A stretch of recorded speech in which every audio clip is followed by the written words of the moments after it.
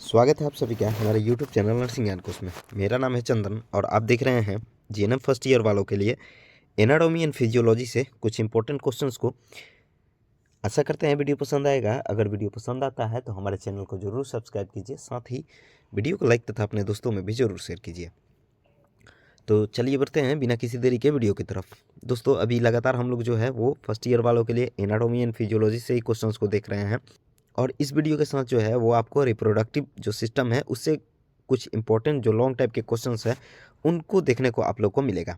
ठीक है, आज से जो है वो इस वीडियो के साथ प्रजनन तंत्र हम लोग शुरू कर रहे हैं, जिसमें सबसे पहला जो क्वेश्चन है वो है प्रजनन तंत्र को डिफाइन करना है। तो प्रजनन तंत्र के बारे में जानने से पहले प्रजनन के बारे में जानना होगा। ठीक है, तो प्रजनन वो सारी क्रियाएं होती है जिनके कारण हम जो है अपने वंश में वृद्धि कर पाते हैं। ठीक है, या वैसी क्रियाएं जिनके द्वारा कोई जीव अपने समान संतति की उत्पत्ति करता है, अर्थात अपने समान जीव की उत्पत्ति करता है, रचना करता है, जन्म देता है, उसी को हम लोग प्रजनन के नाम से जानते हैं। और इन सारी क्रियाओं में यानी प्रजनन में जो जो अंग भाग लेते हैं उनसे जो तंत्र बनता है उसको हम लोग प्रजनन तंत्र यानी रिप्रोडक्टिव सिस्टम के नाम से जानते हैं। ठीक है, या रिप्रोडक्शन सिस्टम के नाम से जानते हैं। अर्थात प्रजनन या जनन यानी रिप्रोडक्शन में जो भी अंग भाग लेते हैं उनसे जो तंत्र बनता है, जो सिस्टम बनता है, उसी को हम लोग रिप्रोडक्टिव सिस्टम के नाम से जानते हैं। आमतौर पे हम लोग भी जानते हैं कि रिप्रोडक्शन जो है वो दो प्रकार का होता है। एक होता है असेक्सुअल रिप्रोडक्शन और दूसरा होता है सेक्सुअल रिप्रोडक्शन, यानी अलैंगिक और लैंगिक। अलैंगिक का मतलब होता है जिनमें जो है वो लैंगिक क्रिया नहीं होती है। ठीक है, मतलब इसमें जो दो व्यक्ति भाग नहीं लेते हैं, अर्थात अलग अलग दो जो लिंग होते हैं वो भाग नहीं लेते हैं। इसमें जो है केवल एक ही लिंग भाग लेता है। ठीक है, ये सारी जो क्रियाएं हैं या अलैंगिक जो प्रजनन क्रिया है वो अमीबा या बैक्टीरिया इस सब में ही संभव है, यानी एक कोशिकीय जो जीव है उनमें ही ये संभव होता है। और लैंगिक जो क्रिया है वो जो बहुकोशिकीय होते हैं उनमें होता है। ठीक है, और इनमें जो है गैमेट बनता है, अर्थात युग्मक बनता है, और इनमें जो है वो अलग अलग व्यक्ति को भाग लेना पड़ता है। लैंगिक अगर बात किया जाए तो इनमें जो है माता पिता दोनों के आनुवंशिक गुण पहुंचते हैं, लेकिन अलैंगिक में जो है वो केवल और केवल एक ही व्यक्ति जो होता है जो भाग लेता है प्रजनन में, उसी का जो है पूरा आनुवंशिक गुण होता है। पुरुष में से जो है लैंगिक क्रिया में शुक्राणु जाता है और स्त्री से जो है वो ओवम का मिलाप होता है। उसके बाद जो है वो गैमेट बनता है। उसके बाद जो है ये धीरे धीरे एम्ब्रॉय का रूप लेना शुरू करता है, यानी भ्रूण का रूप लेना शुरू करता है, और उसके बाद जो है धीरे धीरे बढ़ के और एक बच्चे में जो है वो कन्वर्ट होता है। तो ये होती है जो हमारा जनन होता है या प्रजनन होता है उसकी दो मुख्य क्रियाएं या दो प्रकार। चलिए आगे बढ़ते हैं। अगला है स्त्री के प्रजनन अंग। ठीक है, तो इसको दो भागों में बांटा गया है। एक जो होता है आंतरिक प्रजनन अंग और एक जो होता है बाह्य प्रजनन अंग। ठीक है, या बाह्य जननांग। तो अगर अंदरूनी का बात किया जाए यानी इंटरनल रिप्रोडक्टिव सिस्टम या ऑर्गन्स का बात किया जाए तो उसमें जो है वो हमारा ओवरी जाता है, फैलोपियन ट्यूब जिसे हम लोग यूटेराइन ट्यूब्स के भी नाम से जानते हैं, और साथ में जो है यूट्रस आता है। ठीक है, आंतरिक प्रजनन अंग में जो है ओवरीज, फैलोपियन ट्यूब और यूट्रस, ये तीन जो अंग है वो आंतरिक यानी इंटरनल रिप्रोडक्टिव ऑर्गन्स में आते हैं, और एक्सटर्नल में जो है वो मोनोप्यूबस, लेबिया मेनोरा, लेबिया माइजोरा, साथ ही क्लाइटोरिस, लेजर एंड ग्रेटर वेस्टिबल्स और हाइमेन तथा वेजाइना जो है वो टोटल 7 जो अंग है वो आते हैं।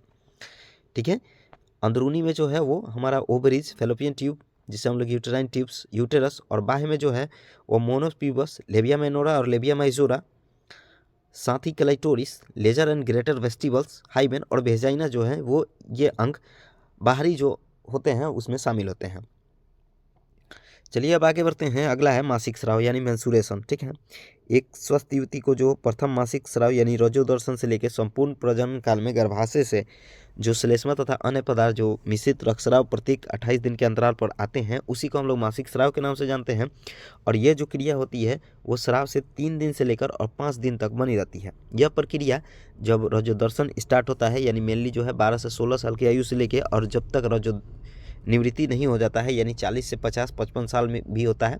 ठीक है, किसी किसी में ज़्यादा दिन भी होता है, तो उस आयु तक जो है वो प्रत्येक महीने होती रहती है।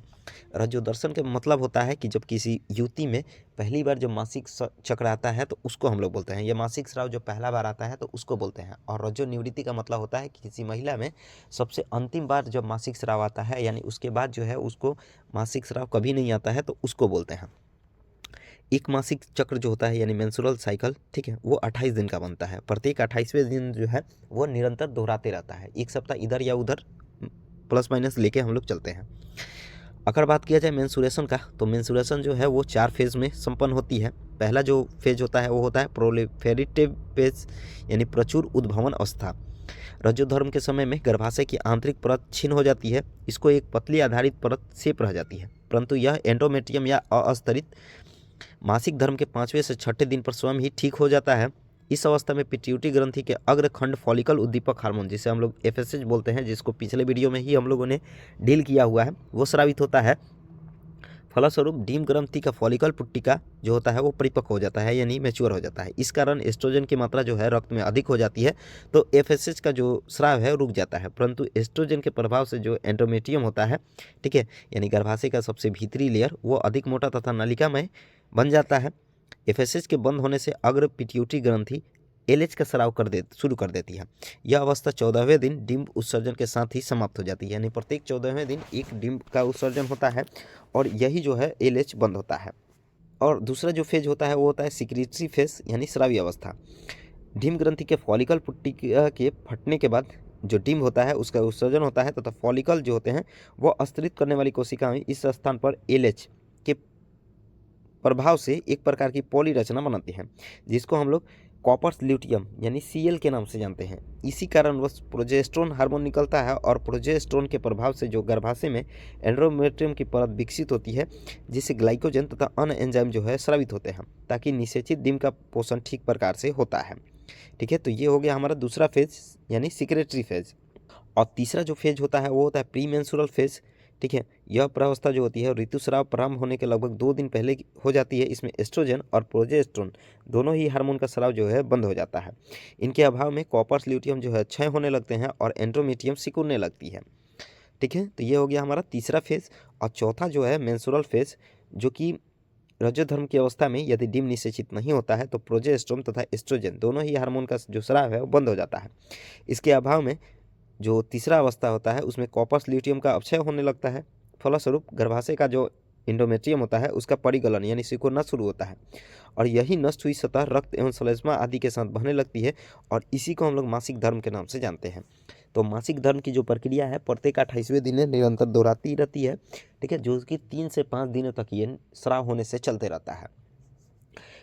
मासिक जो चक्र है वो 4 फेज में संपन्न होता है। ठीक है, और सबसे अंतिम जो फेज होता है उसी में जो है वह एंडोमेट्रियम का जो परिगलन होता है यानी सिकुड़ना शुरू होता है, यानी गलना शुरू होता है। तो उस अवस्था में जो भी चीज़ें निकलती हैं, ठीक है, जिसमें म्यूकस हमारा भरपूर मात्रा में रहता है, ब्लड थोड़ा मात्रा में रहता है, तो वो सब जो शरीर से बाहर निकलती है, तो उसी को हम लोग मेंस्ट्रुअल फेज या मेंस्ट्रुअल साइकिल के नाम से जानते हैं।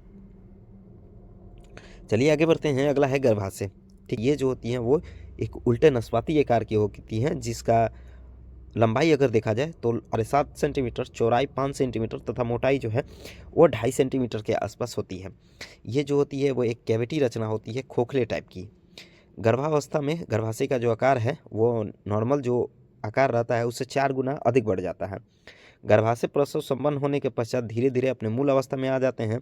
गर्भाशय की आकृति त्रिभुजाकार व खोखली होती है। इसका ऊपरी भाग जो होता है वो चौड़ा होता है और इसको हम लोग फंडस के नाम से जानते हैं। ठीक है, यानी सबसे ऊपरी भाग को हम लोग फंडस बोलते हैं, जो कि चौड़ा होता है।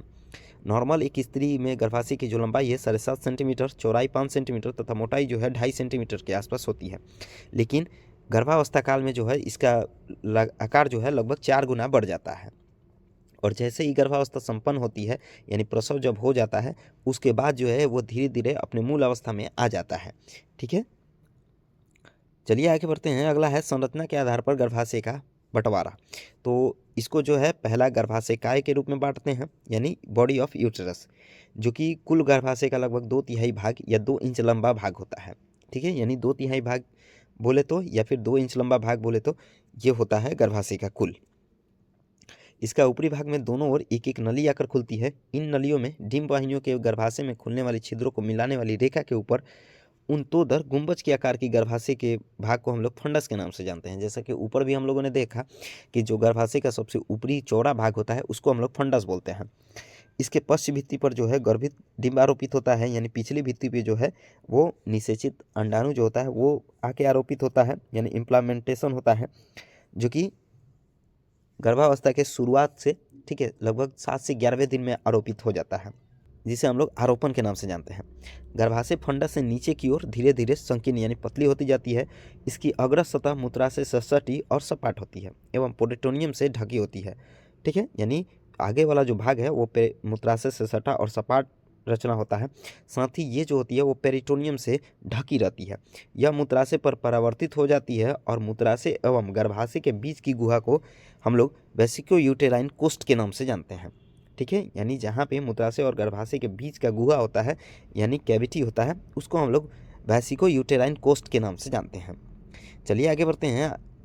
गर्भाशय का जो दूसरा भाग होता है या दूसरा बंटवारा होता है वो होता है गर्भाशय ग्रीवा या सर्विक्स में, जो कि कुल गर्भाशय का 1/3 भाग या लगभग 2.5 सेंटीमीटर लंबा भाग होता है, यानी 2.5 सेंटीमीटर लंबा भाग होता है। यह भाग पतला होता है, इसीलिए काय की अपेक्षा यह अधिक बेलनाकार होता है, यानी बेलन के आकार का होता है। इसके ऊपर और नीचे की अपेक्षा बीच में जो है अधिक चौड़ी होती है। गर्भाशय ग्रीवा का योनि में खुलने वाला मुख्य गर्भाशय ग्रीवा अथवा गर्भाशय का बहिर्मुख भी कहलाता है, जिसके द्वारा गर्भाशय ग्रीवा की गुहा योनि की गुहा से संबंधित रहता है।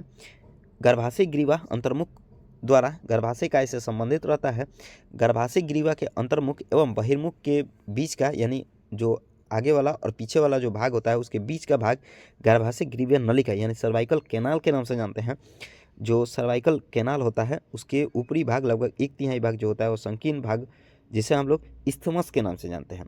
स्त्री रोगों जैसे मासिक धर्म से संबंधित रोग, गर्भाशय के रोग, विशेष रूप से जो ट्यूमर आदि बनता है, एवं गर्भावस्था को समझने के लिए गर्भाशय की प्राचीरों के रचना का ज्ञान प्राप्त करना आवश्यक है, जो कि होता है पेरीमेट्रियम, ठीक है, यानी हम लोग गर्भाशय का जो सबसे पहला लेयर होता है, सबसे बाहरी लेयर, उसको हम लोग पेरीमेट्रियम के नाम से जानते हैं, ठीक है। यह जो होती है सबसे बाहर की परत होती है, ठीक है, और यह जो होती है वो सीरस परत होती है, तथा पेरिटोनियम का जो सिरमी परत होता है वो अलग अलग फैली होती है। गर्भाशय के अधिकांश भागों को यह ढकता है। आगे की ओर फंडस तथा काय के कुछ भाग तक फैली रहती है। यहाँ से 50% मूत्राशय के ऊपरी परत के ऊपर को पलटकर जो वेसिको यूटेराइन जो होता है पाउच तथा पश्चिम में जो है वो केवल फंडस का ही ढकता है और 2 ब्रांड जो है लिगामेंट का निर्माण करता है, अर्थात पेरीमेट्रियम जो है वो 50% मूत्राशय के ऊपर होता है। साथ ही ये 2 होते हैं वो 2 ब्रांड लिगामेंट का निर्माण करते हैं। यह गर्भाशय की श्रोणि की पार्श्विक भित्तियों से भी संलग्नित रहता है। तो ये हो गया गर्भाशय का सबसे बाहरी लेयर पेरीमेट्रियम, और दूसरा जो लेयर होता है मिडिल वाला उसे हम लोग बोलते हैं मायोमेट्रियम, ठीक है। यह गर्भाशय की मध्य स्तर, जैसे कि मैंने बताया भी कि यह मिडिल लेयर होता है। चिकनी पेशियों की बनी लगभग आधा इंच मोटी परत होती है। यह गर्भावस्था के समय आवश्यकता अनुसार और भी मोटी हो जाती है, क्योंकि यह पेशी परत होती है, ठीक है, यानी गर्भावस्था काल में ये आवश्यकता अनुसार, यानी जब आवश्यकता रहता है तो ये और भी मोटी हो जाती है। अतः गर्भाशय का अधिकतर भाग इसी परत के द्वारा निर्मित होता है। इसी मायोमेट्रियम की परत में तंत्रिका, लसिका वाहिनियाँ तथा रक्त वाहिनियाँ जो है मिली होती हैं, जैसे भ्रूण का विकास होता रहता है। यह परत लचीलेपन के कारण गर्भाशय के आकार को भी बढ़ा देती है, अर्थात लचीलापन यानी इलास्टिसिटी के लिए जो उत्तरदायी जो होता है परत वो होता है हमारा मायोमेट्रियम, जो कि कुल का लगभग ये 50% वहन करती है, ठीक है। साथ ही एंडोमेट्रियम के बीच लगभग 2 सेंटीमीटर मोटी अनैच्छिक पेशी की परत होती है, जो 3 परतों में सबसे अधिक मोटी होती है। इसमें रक्त वाहिनियों तथा तंत्रिकाएं होती हैं। इसके लचीलेपन के कारण गर्भावस्था के अंतिम दिनों में गर्भाशय अपने आकार से लगभग 24 गुना तक बढ़ जाता है, ठीक है। तो सबसे उत्तरदायी जो लेयर होता है वो होता है हमारा मायोमेट्रियम। अब आगे बढ़ते हैं। अगला है सबसे अंतिम जो परत होता है वो होता है एंडोमेट्रियम। गर्भाशय की सबसे अंदरूनी परत होती है, ठीक है, और ये जो होता है वो म्यूकस मेम्ब्रेन के द्वारा बनी होती है और भेजाइना तथा फेलोपियन नलिकाओं के निरंतरता में रहती है। यह गर्भाशय के भीतर की मायोमेट्रियम के साथ मजबूती से जुड़ी हुई स्तंभाकार उपकला की बनी 3 से 4 मिलीमीटर मोटी परत होती है, जिसमें अनेक श्लेष्मा स्रावी ग्रंथियाँ पाई जाती हैं। तो ये हो गया हमारा गर्भाशय का 3 लेयर, ठीक है, पेरीमेट्रियम, मायोमेट्रियम और एंडोमेट्रियम। तो आज के लिए बस इतना ही। आशा करते हैं वीडियो पसंद आया होगा। अगर वीडियो पसंद आया है तो हमारे चैनल को जरूर सब्सक्राइब कीजिए, साथ ही वीडियो को लाइक तथा अपने दोस्तों में भी जरूर शेयर कीजिए। अगर आप इस वीडियो से संबंधित पीडीएफ को देखना चाहते हैं तो उसका जो लिंक है वो डिस्क्रिप्शन में दिया हुआ है, आप लोग उस पर टैप करके और पीडीएफ को देख सकते हैं। तो मिलते हैं ऐसे ही किसी नए वीडियो में, तब तक के लिए धन्यवाद।